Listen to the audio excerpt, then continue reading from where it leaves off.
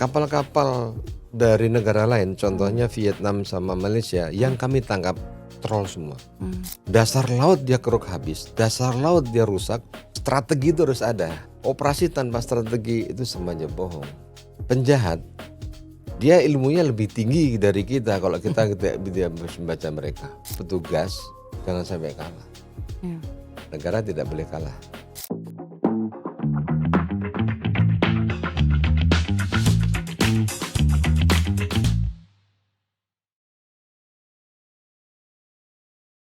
Selamat datang di Ocean Justice Podcast dari Indonesia Ocean Justice Initiative. Dalam podcast ini, kita akan bicara tentang tata kelola laut yang adil, aman, dan berkelanjutan. Tema diskusi kita hari ini sesuai dengan momentum International Day Against Illegal, Unreported, and Unregulated Fishing yang jatuh pada hari ini 5 Juni 2026. Perkenalkan, nama saya Fadila Oktaviani, Senior Advisor dari Indonesia Ocean Justice Initiative. Ocean Heroes episode kali ini dibagi menjadi 2 bagian. Bagian sebelumnya atau bagian pertama membahas lebih dekat mengenai apa yang disebut atau apa yang dimaksud dengan IUU fishing.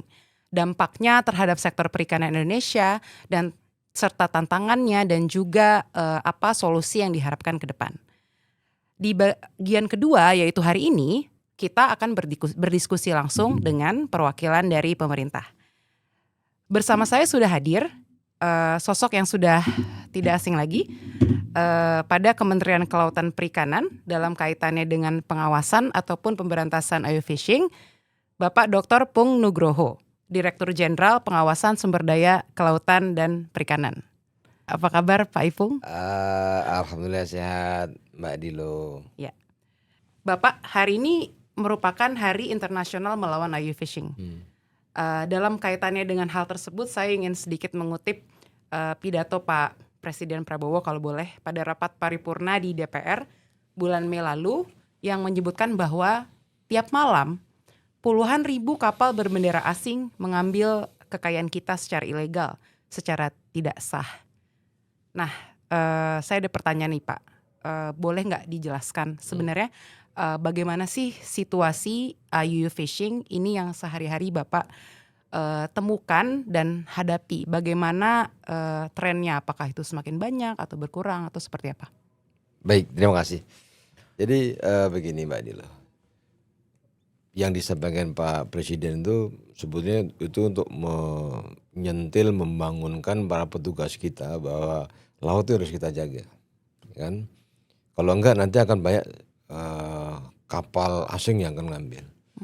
Dan selama ini kami sih dari KKP, khususnya Direktorat Jenderal PSDKP, kami punya strategi dalam hal pengawasan, baik menggunakan teknologi, kami ada AIS, ada VMS, terus kemudian kita juga melibatkan beberapa masyarakat, dalam ini Pokmasmas. Pokmasmas ini nelayan yang ada di perbatasan kita juga. Samping sisi lain, kami juga punya armada, patroli, dan didukung oleh aparat yang lain. Tapi itu lebih memberikan agar kita selalu waspada. Pak Presiden mengingatkan kalian harus waspada dalam ini, jangan sampai itu terjadi. Dan kami pastikan kalau masuk banyak yang kami tangkap. Ya, kewaspadaan ini kan menunjukkan memang meskipun mungkin tidak sebanyak angka itu ya Pak di lapangan, tapi menunjukkan masih ada di beberapa wilayah di Indonesia seperti itu Pak ya. Di kajian kami ada ditemukan itu di Laut Natuna Utara ataupun di perbatasan Indonesia dengan Sulawesi. Pertanyaan saya Pak, apa sih yang menyebabkan sebenarnya praktek penangkapan ikan secara ilegal ini masih terus ada di wilayah kita Pak? Kenapa terjadi sebagian? Karena laut kita ini masih bagus. Terumbu karang kita masih bagus, sehingga ikan-ikan itu masih banyak ada di wilayah kita. Nah, kejadian masuknya kapal asing tuh kebanyakan di perbatasan. Jadi ketika mungkin malam itu ada di situ di perbatasan, kita terus datang ngejar, dia langsung lari ke wilayahnya. Ya kan, kalau hopper masih mending, tapi begitu lari ke wilayahnya gitu, itu menjadikan kita nggak mungkin masukin wilayah orang lain. Di situ. Jadi intinya kalau terjadinya di perbatasan itu mungkin iya.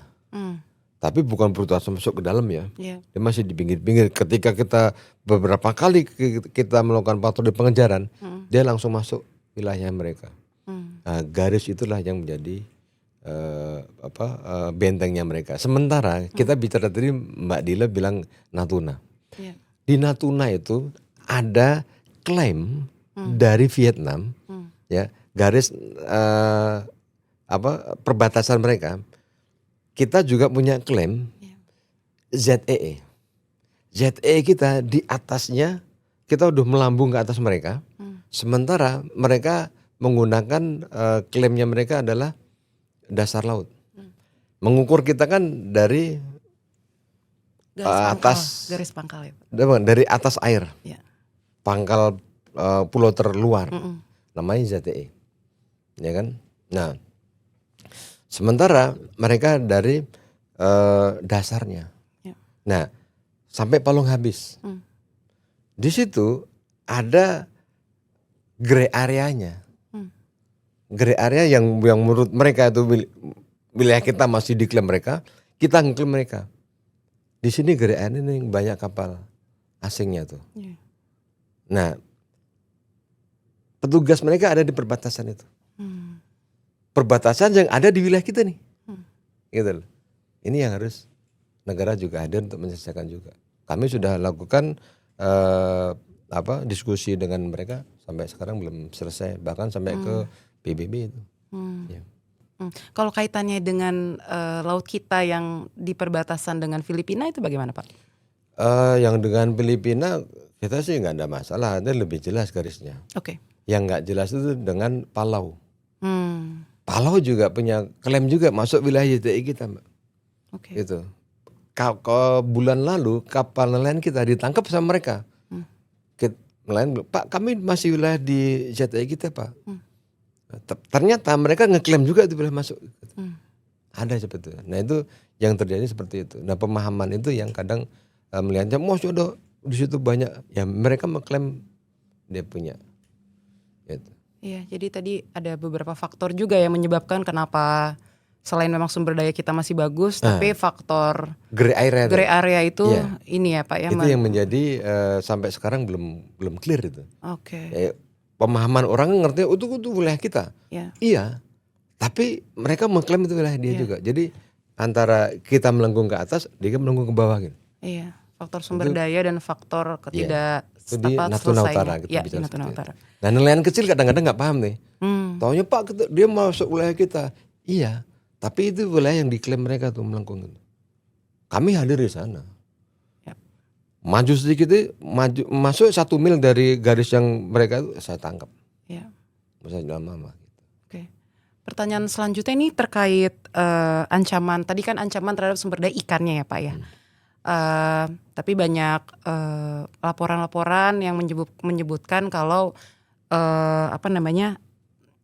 maksudnya apakah ada ancaman lain selain ancaman terhadap ikannya itu sendiri, misalnya ancaman terhadap nelayan-nelayan yang bekerja di atas kapal, itu ada nggak yang Bapak temukan di keseharian Bapak? Ya, terima kasih. Saya nyambungin tadi, saya tambah sedikit, namanya landas kontinen. Maaf, tadi yang perbatasan tadi ya. Nah kalau ancaman tadi, ada beberapa, kalau sebenarnya bukan ancaman ya di situ. Banyak lebih ke kendala di lapangan ini Mbak. Rata-rata nelayan sendiri itu satunya mereka tidak paham. Jarang juga yang bisa membaca peta. Banyak juga yang fishing ground kami masih di sini kok Pak.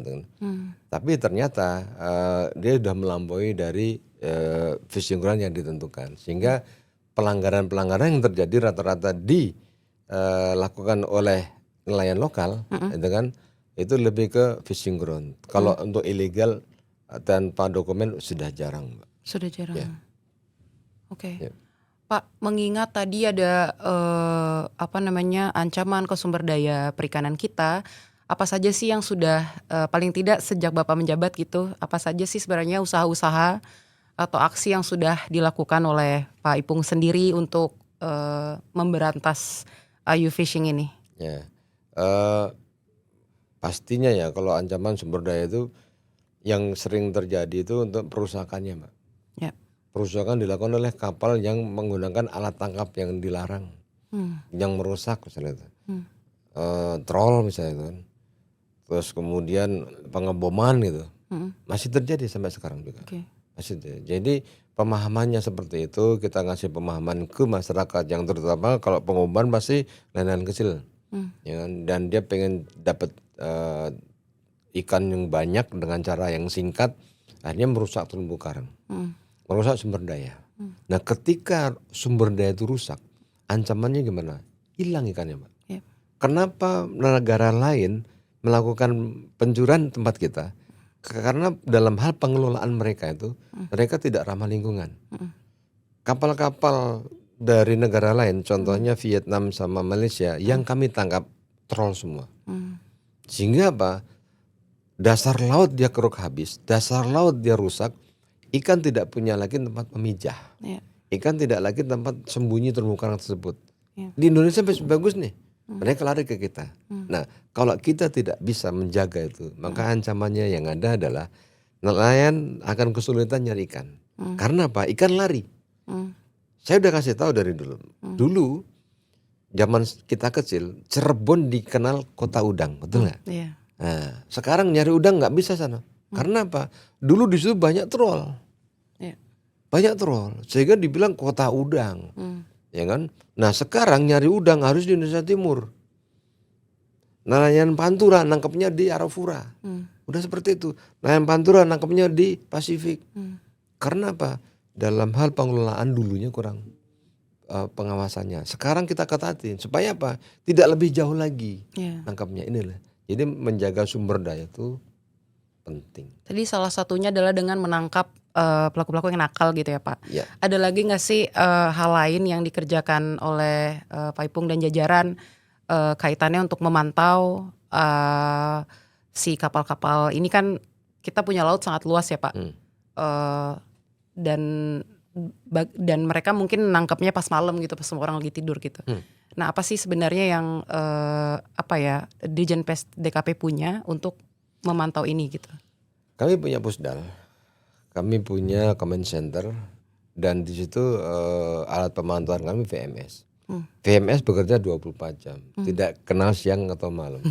Artinya apa? Kejadian malam bisa kami buka pagi bisa, ya kan? Dan kita punya alarmnya di situ. Ketika ada pelanggaran, sekarang sudah ada informasinya di situ, bisa langsung dia mematikan VMS saja, ya kan? Itu dalam tempo 5 menit si pemilik sudah ada pemberitahuan kapal Anda mematikan PMS. Segera nyalakan. Kalau tidak, maka hari berikutnya kena denda. Denda. Per hari dendanya.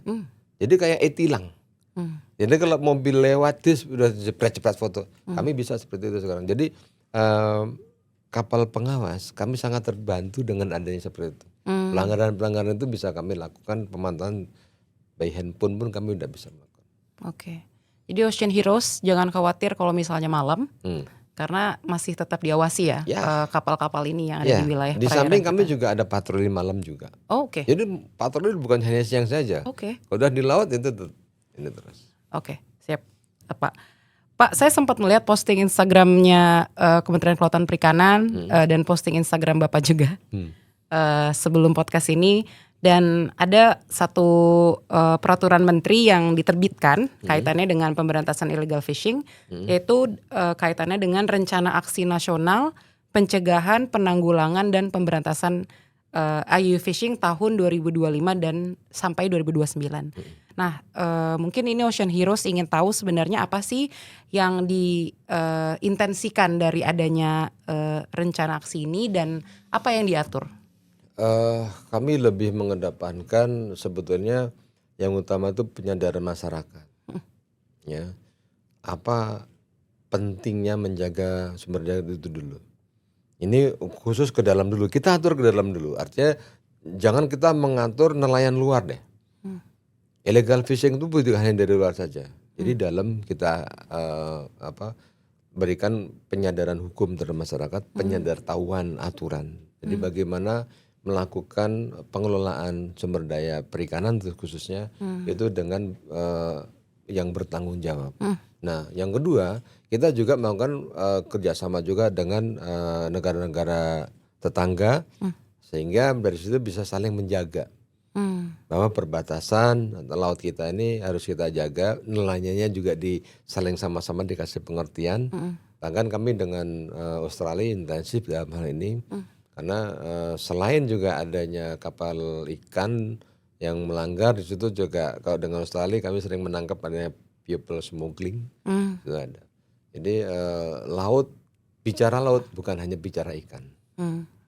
Tapi juga manusianya ya Pak ya. Manusia dan sumber dayanya. Dan sumber dayanya. Dan sumber daya, tidak hanya sumber daya perikanan, tapi sumber daya kelautan. Kelautan juga. Tadi Bapak sebutkan kerjasama dengan negara tetangga nih Pak.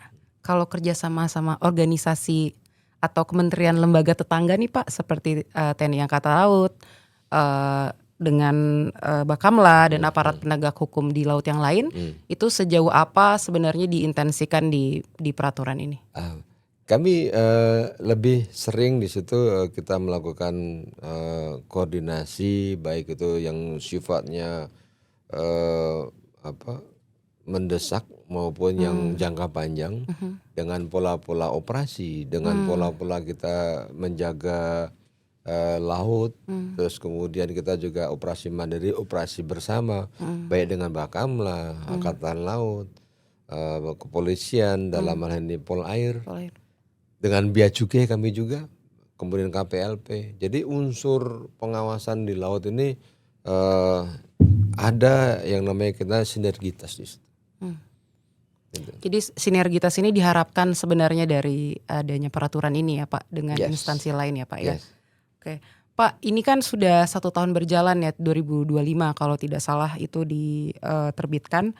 Ada nggak sih Pak tantangan utama sebenarnya untuk melaksanakan, mungkin dalam arti sempit peraturan itu, tapi dalam arti luas pengawasan sumber daya kelautan perikanan secara umum gitu. Apa sih tantangan yang paling Bapak temukan itu menjadi ini nih bikin jadi kurang bisa ngebut nih untuk ngawasinnya gitu.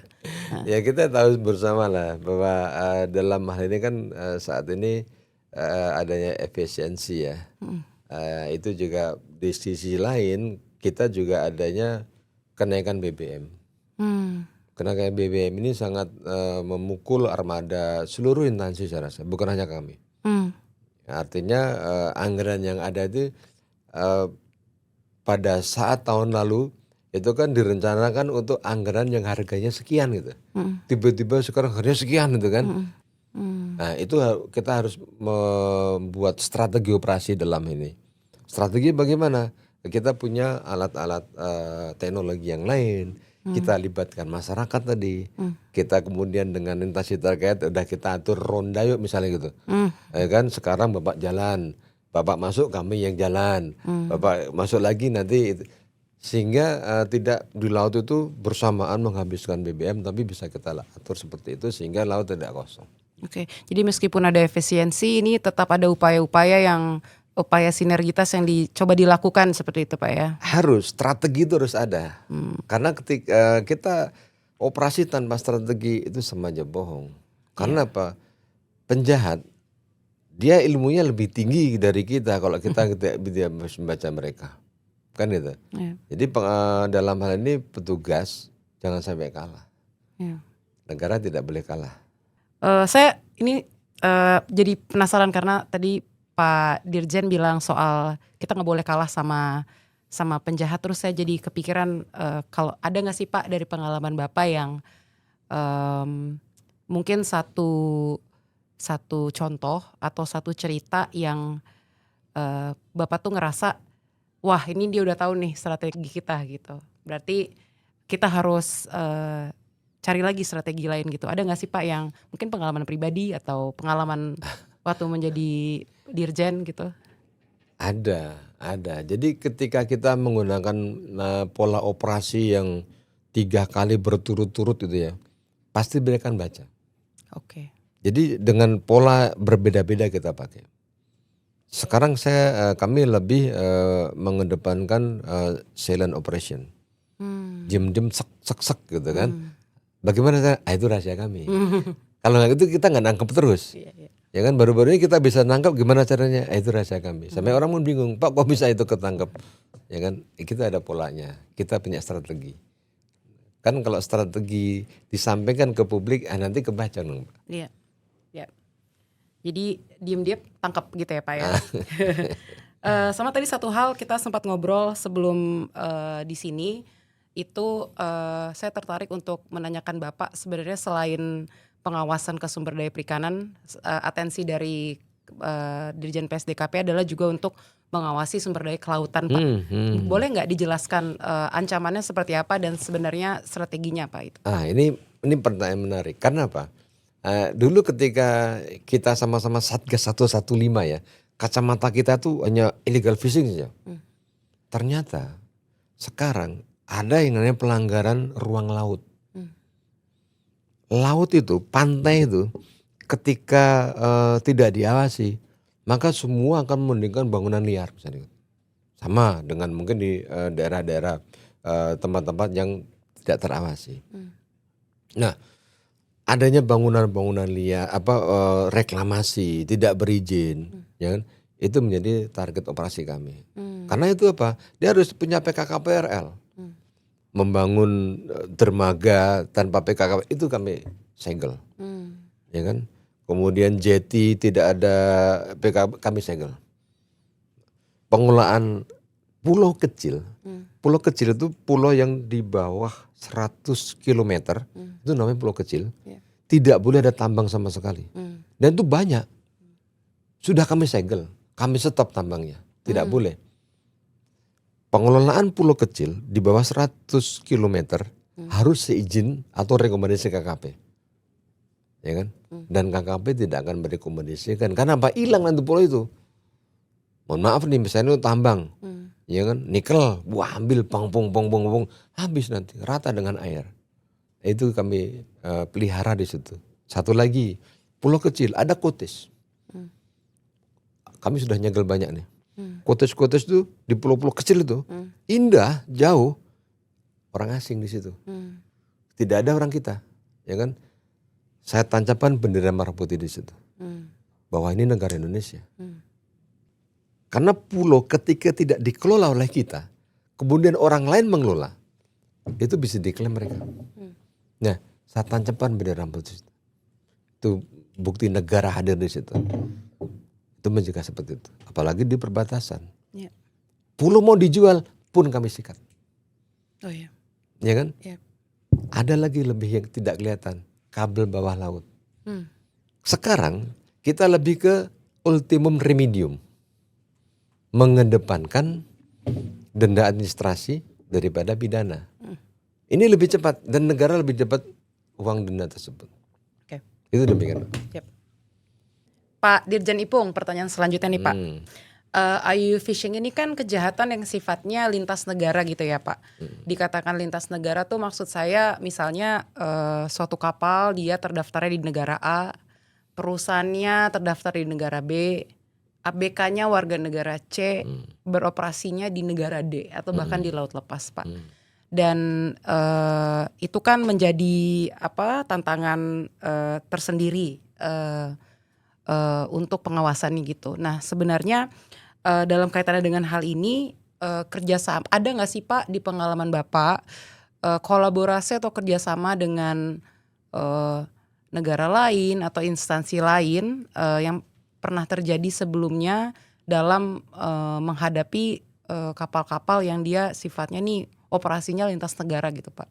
Ya, jadi ketika kita menjumpai illegal fishing yang dari asing ya, yang memang memerlukan effort yang tinggi, kami juga ada kerjasama. Dalam hal ini kita minta data, kita minta track recordnya, contoh runjeng ya.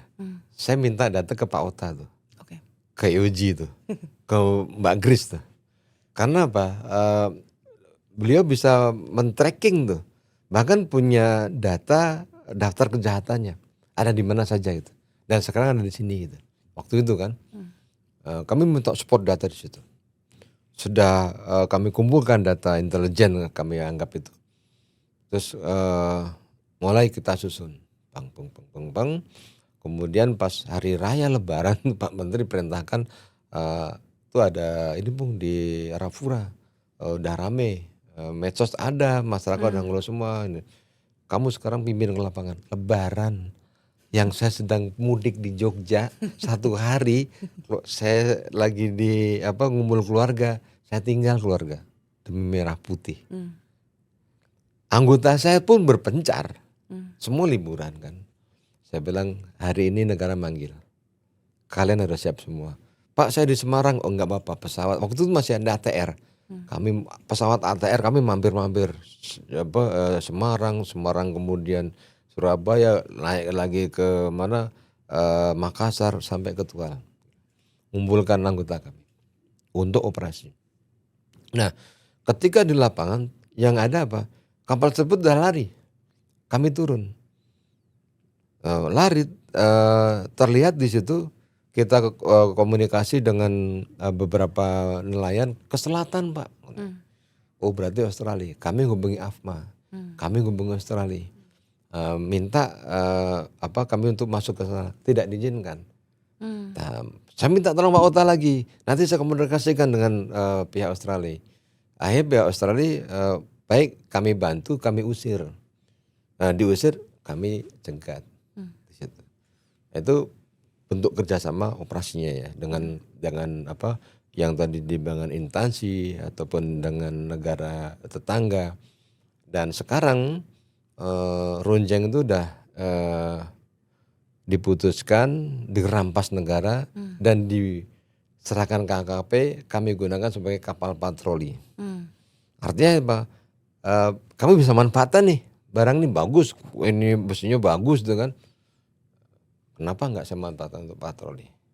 Karena dulu pernah juga kapal yang dari negara yang zaman Bu Susi dulu kan kita rampas jadi Paus 01. Sekarang itu Paus 02. Kita kasih nama. Laut kita harus terjaga demi anak cucu kita. Ya. Terima kasih Pak. Pertanyaan terakhir nih Pak Dirjen Ipung, kaitannya dengan program prioritas pemerintah yang kita tahu publikasinya cukup kencang dan luas, itu kaitannya dengan Kampung Nelayan Merah Putih. Nah sebenarnya dalam konteks Kampung Nelayan Merah Putih ini yang ingin saya tanyakan adalah lebih ke ini Pak, kan Kampung Nelayan Merah Putih ini jadi suatu tempat yang terintegrasi untuk nelayan itu melakukan semua bisnis proses perikanannya gitu ya. Tapi tidak juga kita bisa pungkiri ini menjadi tantangan karena mungkin apakah benar ini pemahaman saya jumlahnya banyak, kemudian nelayannya juga banyak. Nah saya punya pertanyaan sih Pak, gimana sih sebenarnya caranya mengawasi hal yang paling praktis adalah berapa sih jumlah ikan yang didaratkan di sana? Apakah itu ditangkap secara benar? Apakah tidak pakai bom dan segala macam? Karena ini kan sebenarnya tambahan dari pelabuhan-pelabuhan yang sudah ada sebelumnya, atau mungkin ada yang juga overlapping, tapi ini sebagai suatu titik baru gitu ya Pak. Gimana sih Pak sebenarnya strategi dari Bapak dan jajaran untuk sebenarnya paling tidak mengawasi area-area ini Pak? Terima kasih. Jadi sebetulnya ya kehadiran pemerintah di Kampung Nelayan Merah Putih itu adalah bentuk bagaimana pemerintah itu menyiapkan sarana prasarana terhadap nelayan kecil. Karena situ hanya kapal-kapal yang GT-nya tuh GT mungkin di bawah 5 GT. Rata-rata kapal kecil semua. Bahkan hanya yang pakai yang bersayap gitu. Nah, mereka selama ini terpinggirkan. Ya kan? Karena apa? Yang dibangun dermaga besar-besar. Kalaupun mereka masuk situ, itu dermaga di atas mereka. Nah, hadirlah di situ pemerintah untuk memberikan sarana prasarana kepada mereka. Adanya dermaga, adanya cold storage, sehingga mereka merasa bahwa mereka menjadi tuan rumah di negara sendiri, ya kan? Mereka merasa bahwa usaha mereka tuh pemerintah memperhatikan dan mendukung, bahkan sampai ke hilirnya, pemasarannya. Pemerintah menjadikan off-taker kalau mereka tidak memasarkan, sehingga apa? harga tersebut akan tinggi, kualitas bagus, sejahteralah nelayan di sekitar tersebut, masyarakat tersebut. Ini tujuan pemerintah. Dan rencana tahun ini 1.000 kampung nelayan merah putih. Kalau ini tidak dibangun, mereka akan terpinggirkan oleh pengusaha-pengusaha yang lebih besar. Nah, mereka yang besar itu sudah bisa dengan anggaran sendiri, biaya sendiri, modal sendiri. Ini yang perlu pemerintah hadir untuk membantu mereka. Nah, hal pengawasan di sana lebih mengedepankan itu pendampingan, bukan lagi pengawasan yang ketat. Karena apa? Sarana sudah dibangun tadi. Kalau tidak didampingi, orang yang tidak biasa merawat gedung atau merawat sarana tersebut, itu juga akan tidak bagus, gampang rusak. Bahkan mungkin mereka juga agenda perusakan. Nah, hadir kami di situ untuk memastikan bahwa sarana yang sudah diberi oleh pemerintah terjaga dan terawat sehingga bisa dimanfaatkan nelayan untuk kesejahteraan mereka. Siap. Baik, terima kasih banyak Pak Dirjen Ipung atas kesediaan waktunya. Terima kasih Mbak Dilo. Untuk hadir di podcast Ocean Justice. Sebelum kita menutup podcast ini Pak, kalau boleh nggak, kebetulan kita sedang merayakan Ayu Fishing Day, boleh nggak ya dikasih pesan atau closing statement terkait hari ini Pak? Hari Internasional Perlawanan Ayu Fishing tanggal 5 Juni merupakan hari yang spesial karena sejalan dengan semangat PSDKP untuk terus menggelorakan perlawanan ayu fishing Indonesia. Tugas memberantas ayu fishing bukan hanya sekedar menyelamatkan sumber daya ikan, namun jauh lebih penting yaitu demi tegaknya amanah Undang-Undang Dasar 1945 khususnya pasal 33, yaitu bumi dan air dan kekayaan lain yang terkandung di dalamnya dikuasai oleh negara dan digunakan sebesar-besarnya untuk kemakmuran rakyat Indonesia. Itu. Ocean Heroes, dari diskusi yang sangat menarik tadi, kita bisa mengambil kesimpulan bahwa ayu fishing itu memang merupakan ancaman.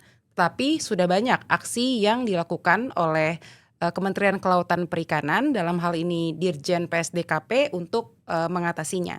Salah satunya dengan melakukan kerjasama dengan negara tetangga ataupun instansi lain yang memiliki kewenangan penegakan hukum di laut. Ocean Heroes, saksikan pembahasan topik yang membahas tata kelola laut dan perikanan yang berkelanjutan, adil di podcast Ocean Justice selanjutnya. Terima kasih Pak Dirjen Ipung atas kehadirannya. Terima kasih Mbak Dilo. Ya.